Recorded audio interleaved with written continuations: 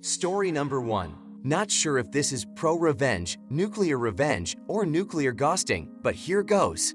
The players are myself, my fiancé, and my fiance's mom. Time frame from 2011 to 2017. It has been years since the incident, and I have never shared this part of my past with anyone in my current life. Tonight, as I sip on some fine wine, I feel like it's time to open up and let my fingers tell the untold story. I believed I had encountered the ideal woman. We crossed paths during our final year of college. Our connection was immediate when we met at a party. She was a stunning blonde with sun-kissed skin, exuding the potential to be a model akin to Kate Upton. Her qualities included kindness, compassion, empathy, attentive listening, and a vibrant social life surrounded by many friends. Over the span of 3 years, our friendship blossomed beautifully as our circles intertwined seamlessly. Several of our friends began dating each other. It was some of the best times of my life. I was on for a post-grad in finance, and she had a degree in contractual law. I should mention that we both achieved success in our own ways. Moreover, I take pride in my appearance, standing at 5'11" and weighing 190 elves. I also enjoy going to the gym. I wasn't a top athlete, but suffice it to say I was fit. I have always been quite reserved and had few past relationships before encountering her. The initial night we crossed paths, we were instantly enamored. First night we talked all night. Then it went to texting/phone calls daily, then dates weekly. Then after a year, when I started working my new job, she moved in. I loved her family and her family loved me. Mostly her mother, as her father was standoffish as he was to everyone. It was a whirlwind romance. After 2.5 blissful years of overseas vacations, hiking trips, and luxury vacations, I proposed to her. She said yes. I was over the moon. She was doing all the planning for the wedding. We were talking about our futures together, buying a house, children, and family trips that we were going to take together, and all such things like that. Then it happened. One evening after we both get home to our apartment, she's a little distant. I think I noticed it right away, as we were always very affectionate towards each other. This would only happen about once a week for the first month. After proposal, then it was more frequent. I would have been none the wiser except that I used to listen to a lot of Reddit on YouTube. So, I waited and observed. These bouts of ignoring me would only last a couple of hours, then she would be right back to normal. But after 6 months, wedding in a year, she was like this almost every night. Relationship with her parents still great, but over Thanksgiving at her parents' home in Louisville, Kentucky, we lived just north of DC, she was standoffish towards me in front of her mother. Now her mother was a very observant woman.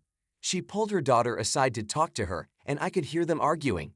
After some heated but muffled words, they returned to the rest of the family and carried on like nothing was going on. I figured I could ask her about it later and did. She was not willing to talk about it and asked me to wait till we were home to discuss it.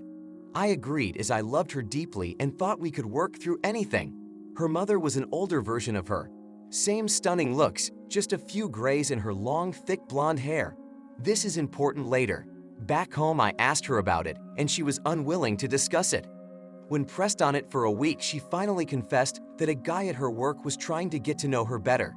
She wanted to be forthcoming, so she showed me her phone, and as I looked through it, I noticed that all the texts that would have happened during the time she was withdrawing from me were removed.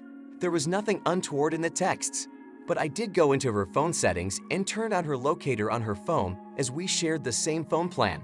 And I honestly thought it would make me see that she was not doing anything wrong. Was I wrong? That second weekend after Thanksgiving, she had a company Christmas party. I had planned on going but came down with food poisoning and had to back out. She had a girlfriend pick her from our apartment as they planned on drinking a lot. I had a DD for the evening. We had planned on going out all night, so I told her to have a blast and I would see her in the morning. As I was violently ill and could hardly leave the bathroom for over half an hour, I checked her location on my phone. Initially, she was at a restaurant, then at the company party venue, followed by a bar.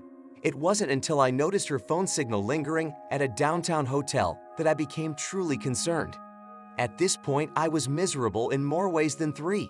Projectile vomiting out my butt, mouth, and now soul. I finally fell asleep due to sheer exhaustion at 2 a.m. At 7 a.m. I awoke and saw she was still at the hotel. At noon, she finally comes home, and I am on the mend. She loves me up, and I asked her about the previous night without mentioning anything about knowing her locations. She talks about the restaurant, party, the bar, but then says she went to her girlfriend's house to crash for the evening. First lie. For the next 3 months, she has to start working later and later 3 to 4 days a week. As I start asking her about it, she becomes more and more defensive. I talked to her mom one evening when fiancé didn't come home until late. I asked her mom about the Thanksgiving conversation, and she admitted to me that she thought her daughter might be stepping out of our relationship because of how she read her body language. She also said that her daughter was being more and more distant with her in their weekly texting conversations. With all this speculation that was going on in my mind, I kept it to myself. 2 weeks later at work, I ended up getting a new project at my company that was going to require me to fly to the Midwest Monday through Friday for the next 5 weeks, starting in 2 weeks. It came with an increase in salary, and as I broke the news to my fiancée, she was delighted for me. I didn't think, though, that she was excited for the same reasons I was. So I went online and ordered 4 motion-activated spy cameras for my apartment. I put one in the living room/entry area, one in the kitchen, one in our bedroom, and one looking down our hallway. They were very small and connected to the internet via a hidden network so they couldn't be spotted on the Wi-Fi network. I secured the cams with a password and waited. In my first week out, she had friends over the first 2 nights and never worked late. On the 3rd night, a guy came over. I was furious. I'm sitting there in my hotel room screaming at monitor and calling her every name in the book. Then they went all the way, first on the couch, then in our bed. She bent for ways for him that I didn't know were possible. What was the worst was as I am watching them get it on, I call her to see how her day went. She hears her phone ringing and holds her hand up for him to stop giving her anal and answers the call. I ask why she is breathing heavy and said she was at the gym working out. As soon as the call is over, she goes right back to doing the dirty. When I got home Friday evening, I ignored her and went right to bed, and early Saturday got up and went cycling. I was so upset that I didn't even realize that I'd biked over 50 miles from our apartment. The furthest I had biked before was 30 miles, but that day I went 105.6 miles. Getting back absolutely exhausted, I showered. That evening, we went out with friends and indulged in drinks. Is breaking up necessary when the other person is unaware?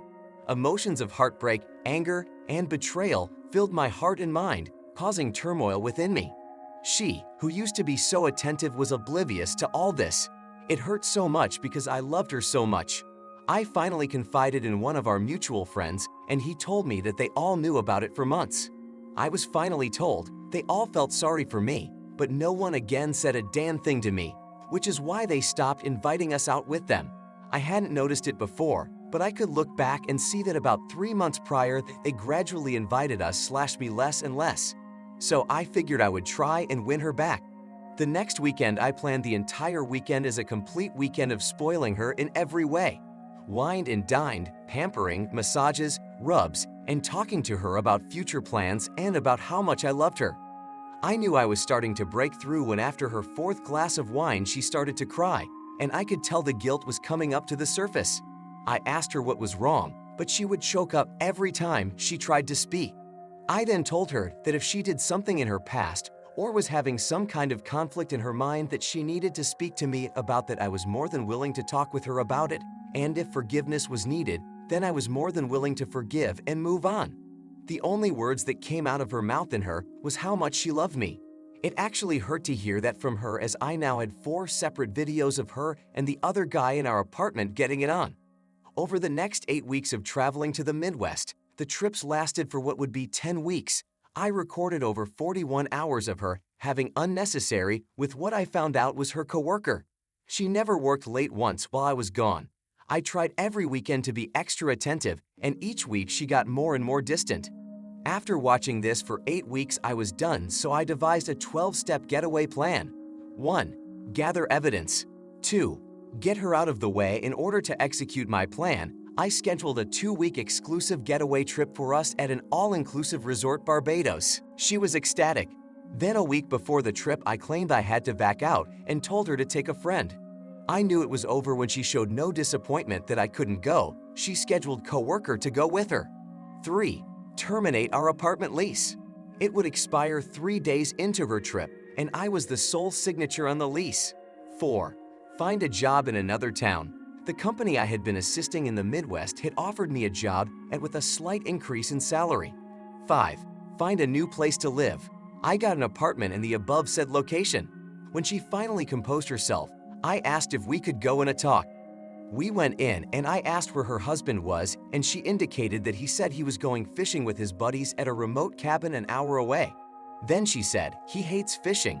She gave me all the indications that she had picked up on, and apparently it had been going on for about a year. So, doing a little bit of research, we found a credit card hold charge for a 5-star hotel that was only 20 minutes away. On call later confirmed her husband was in fact there for a 4-night stay cheating with his mistress. 2 peas in a pod. I said, "What?" She responded, 2 peas in a pod. I said again, "Your husband is cheating on you and your daughter is cheating on me. That's why I came here to drop her stuff off and move to 4X. I showed her the evidence in a binder on screen captures I had made. After looking at the first 3 or 4 pages, she looked at me dumbfounded. We both hugged and cried for a good 30 minutes. At that point, she said stop crying and looked at me and said, "Well, tonight there's nothing we can do about it except for you and I to knock out these 3 bottles of Moscato and Love in every room of the house." She grabbed 2 wine glasses and a bottle of Moscato wine and walked out to their private pool deck saying, "Are you coming out here or are you going to get fucking revenge?" Now, I won't go into much detail because I don't want to get blue balls. But that night and for the next 3 days, we did it all nonstop. We meet almost 20 times during that period. After those days ended, we bid a passionate farewell, and I set off for my new destination. She kept me updated on everything that occurred when her now ex-fiancé returned. The day fiancé got back was epic. I canceled my phone the morning of the day she got back. So when the plane landed and she called for a ride, it indicated the phone was disconnected. She apparently had her lover take her home. He dropped her off and left. When she came to the door, a strange couple, new tenants, answered the door and she freaked out. I can't tell you how many times she tried to call me because again the number was no longer valid. She went to her girlfriend's to stay for a time as coworker was already married. When she called her mom in a panic, her mom informed her that I had come by and dropped off all her belongings, mentioning that all of her money was also there, 600 miles away. Her mom didn't disclose that she had upset me more in 3 days than her fiancé and I had. Story number 2. Hours of driving have taken their toll, and I'm feeling drained. My mother-in-law, Olivia, is snoozing in the passenger seat, oblivious to the scenic views whizzing by. We're on a mission to visit her sister in a neighboring state, and I volunteered to drive so she wouldn't have to fly solo. But now, as the sun begins to set, casting a golden glow over the mountains and forests, I'm starting to regret my decision. Suddenly, there's a strange sound, and the car starts to swerve. The car's tire suddenly blows out, and we swerve all over the road. I curse under my breath as I struggle to keep us straight. We limp to the side of the road, and I jump out to assess the damage. Sure enough, the right rear tire is as flat as a pancake. We got a spare, but, you guessed it, the jack is nowhere to be found. I try to call for help, but my phone's got no signal. Olivia looks at me with a gloomy expression. Well, looks like we're stuck. Yeah, no kidding. We're stranded in the middle of nowhere, with no way to fix the car or call for help. Unable to change the tire due to no signal, I'll attempt to hitch a ride to the nearest service station, but after half an hour of unsuccessful tries to stop cars, I sit back in frustration. Olivia sighs wearily. Well, I guess we'll have to wait until someone decides to help us. Yeah, I really don't feel like changing our evening plans. As the sun sets over the Colorado mountains, Olivia and I sit stranded in our car, with no help in sight and all small talk exhausted. An awkward silence lingers. "Oh, Lucas, how's life treating you and my sweet Veronica?" Olivia asks out of the blue, her eyes sparkling with curiosity. "I hope you're being good to my little girl," she adds, her voice dripping with a mix of concern and playful teasing. I flash a smile, slightly taken aback by the question, but happy to report, "We're doing amazing, Olivia. Veronica and I are like 2 peas in a pod. We're in perfect harmony." I reply, emphasizing the last part with an enthusiastic nod. Olivia's face lights up with a warm smile, and I can tell she's relieved to hear that her daughter is happy and thriving. Oh, I'm glad. You know, Clark and I had our ups and downs in our married life. But now I can't even remember the last time we were truly close. Olivia becomes pensive, and I don't know what to say. I'm taken aback when Olivia starts venting about her husband, my father-in-law, to me of all people. Talk about an unexpected twist. I listen intently, trying to process this surreal moment. Relationships are complicated, that's for sure. I say after a thoughtful pause. Veronica and I, we have our own little spats, but we always try to find common ground and work through it. I share this with Olivia, hoping to show empathy and understanding, while also subtly wondering what's really going on behind closed doors in their marriage. And you're doing the right thing. Cherish what you have, Lucas. It's not that I don't love Clark, but the spark between us faded long ago. I nod, not sure how to respond to such revelations. Meanwhile, Olivia continues, and to think that he used to drive me crazy. That mysterious smile of his, the mischievous squint, the strong embrace. I feel awkward listening to this, as if I'm intruding on something unusual. Olivia seems to just need to vent, realizing she has been too frank and apologizing for dumping all this on you. Talking to you, Lucas, feels effortless. I'm here for you, Olivia, always ready to chat and offer support with a smile that eases any tension. Gradually, the tension dissipates, and we spend a long time talking about everything under the sun, sharing our innermost thoughts.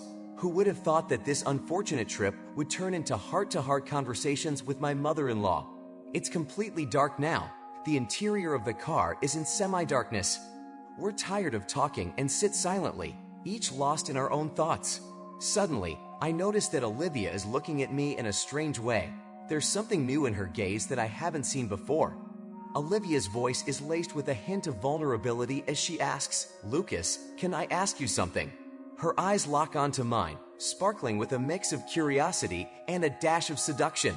I nod, intrigued. "Sure, Olivia, go ahead." She leans in, her voice barely above a whisper. "Do you still think I'm beautiful? I mean, for my age?" The question catches me off guard, and I cough up a nervous laugh. Well, yeah, of course. I stammer, trying to play it cool. Olivia's smile is enigmatic, her eyes gleaming with a knowing glint. "Thanks for the compliment, Lucas," she purrs, scooting in closer. A wave of her delicate perfume washes over me, making my heart skip a beat. I'm taken aback by her forwardness, but I can't deny the spark of attraction that's ignited between us. Damn, why did it suddenly get so hot? I try to distract myself, but I can't take my eyes off her deep cleavage. "You know, I once thought you had a little crush on me," Olivia whispers, leaning close to my ear, "even before you and Veronica got married." My hair stands on end. What is she saying? Yes, I admit, at first I found Olivia attractive, but she's my wife's mother. "Olivia, I think we'd better change the subject," I manage, feeling the blood rush to my face. "Why? Aren't you curious what would have happened if—" I don't let her finish. I don't know what came over me, but I press my lips to Olivia's in a passionate kiss. She freezes for a moment, but immediately responds with fervent ardor. Consciousness drifts away. Reason shuts down, leaving only primal instincts. We entwine in a mad dance of passion right there, in the cramped interior of the car, stranded in the middle of the mountains. It's so wrong, but it feels so damn good. Only after some time, when wrong gives way to sated satisfaction, do I begin to realize the full unethical of what has happened. God, what have we done? We're relatives, members of the same family. How could I sink so low as to with my own mother-in-law? Judging by the shocked expression on Olivia's face, she's tormented by the same thoughts. This madness needs to stop immediately and never be repeated. Olivia's voice trembles as she whispers, "Lucas, we shouldn't have done that." She hastily scrambles to put her clothes back on, her eyes wide with fear. "God, what's going to happen now?" she asks, her voice laced with panic. "Calm down, Olivia. Let's not panic."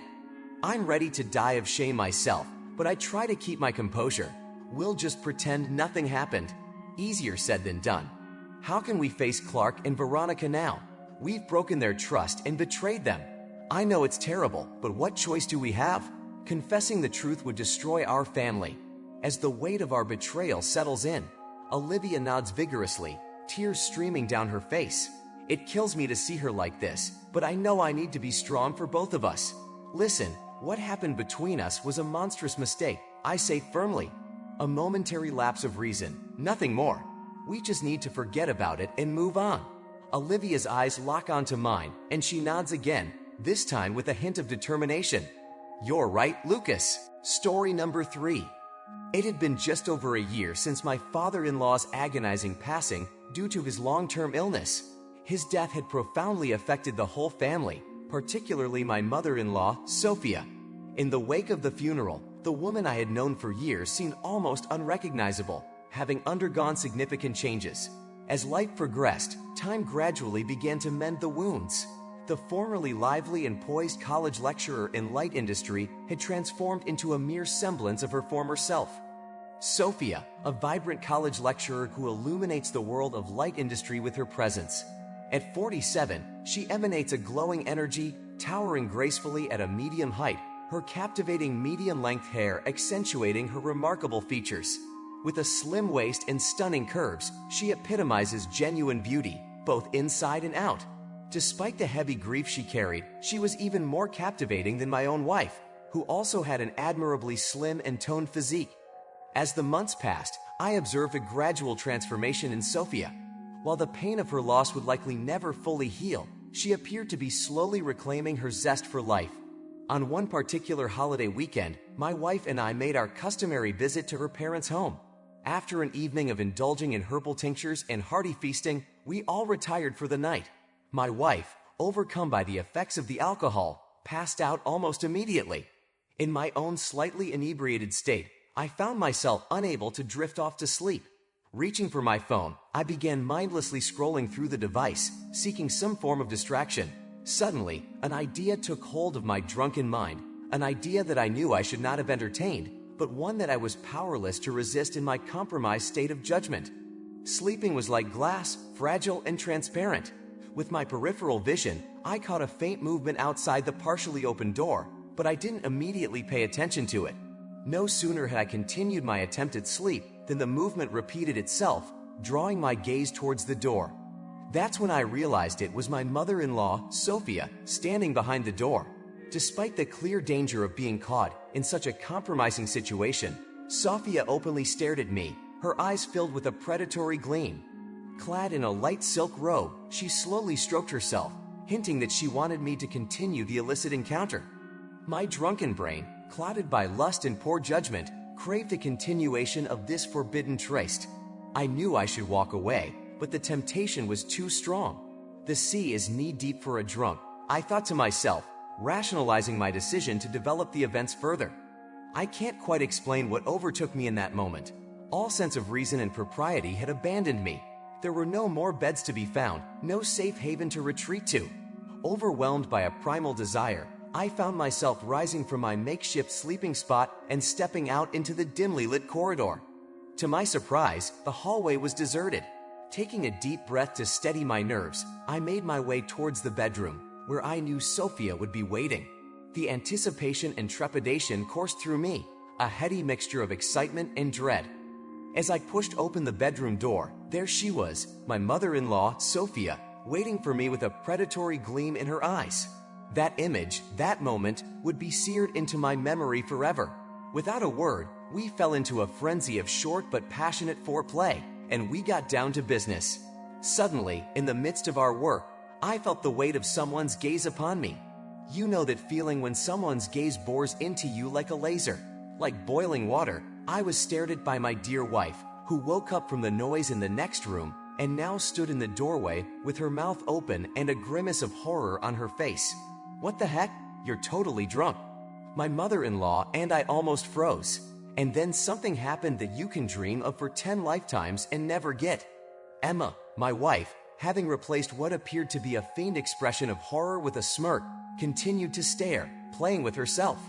As we gazed at each other, the three of us came to many realizations. But above all, seize everything from life. It is brief and death is relentless. Having gone through it together with my father-in-law, all of us were able to honestly admit to ourselves that it is disgusting to leave life, and one should use every moment, every chance, and not regret anything.